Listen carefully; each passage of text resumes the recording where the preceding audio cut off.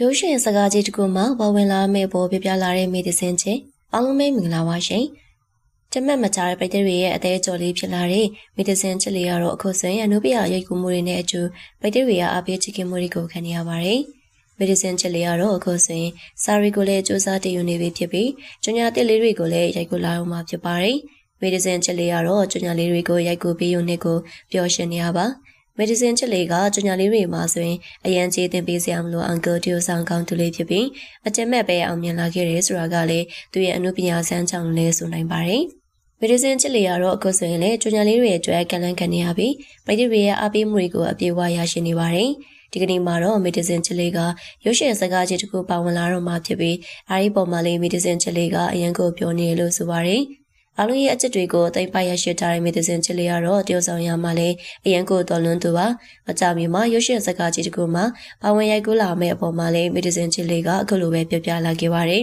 မီဒီစင်ချစ်လေးကတမင်အရန်ပြောတယ်တမင်ကိုချစ်ကြတဲ့ပရိသတ်တွေရဲ့အတွက်အကောင်းဆုံးကြိုးစားသွားမှာပါတမင်အားလုံးကိုချစ်ပါတယ်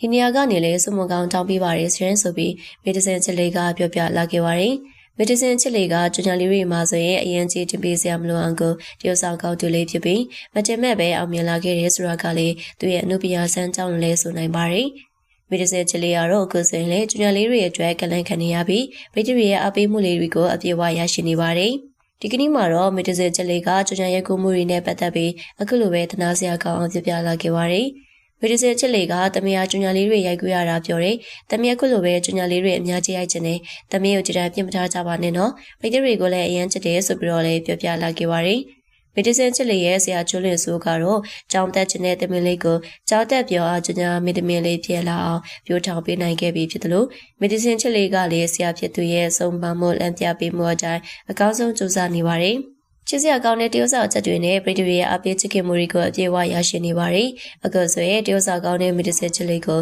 ဇလန်တွဲတွေရဲ့ကုဖို့အထိ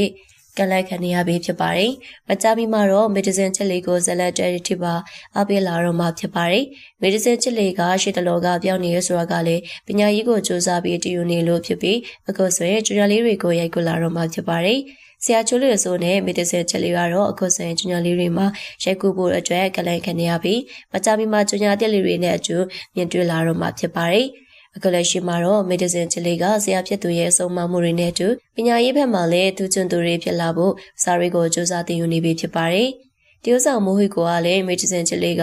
အရန်ကိုအိုက်ထိန်ကောင်းနေဗိတ္တရီရဲ့အချစ်တွေလည်းအပြေဝရရှိထားတယ်ပေါ့နော်မီဒီဆင်ချက်လေးကအခုဆိုရင်စာကြိုးစားနေပါပြီဆိုတာတရားတော့ဝမ်းသာပါတယ်အခုလောလောဆယ်တော့ရိုက်ကူးရဲ့အတစ်တွေဆက်လုပ်သွားဖို့ရှိတယ်မကြမီမှာမီဒီဆင်ချက်လေးနဲ့အပေးလာဖို့ရှိတယ်ဆိုပြီးတရုတ်ဆောင်မိုးဟိကိုကမီဒီဆင်ချက်လေးရဲ့အကြောင်းတွေကိုပြောဆိုထားပါတယ်အခုဆိုရင်မီဒီဆင်ချက်လေးကပညာရေးကိုလည်းစူးစမ်းပြီးတော့တည်ယူနေပြီဖြစ်ပါတယ်ဆရာချိုးလို့ဆိုတော့သူ့ရဲ့တပည့်ဖြစ်သူမီဒီဆင်ချစ်လေးကိုပညာရေးမှလည်းအထူးကျွမ်းအောင်မြင်သူတရားဖြစ်လာစေချင်နေရကိုတရားပါတယ်။ဒါကြောင့်လည်းမီဒီဆင်ချစ်လေးကိုပညာရေးဘက်မှလည်းပို့ပြီးတော့အာရုံစိုက်လာအောင်စူးစမ်းပြီးတော့ပြိုးထောင်ပေးနေပြီဖြစ်ပါတယ်။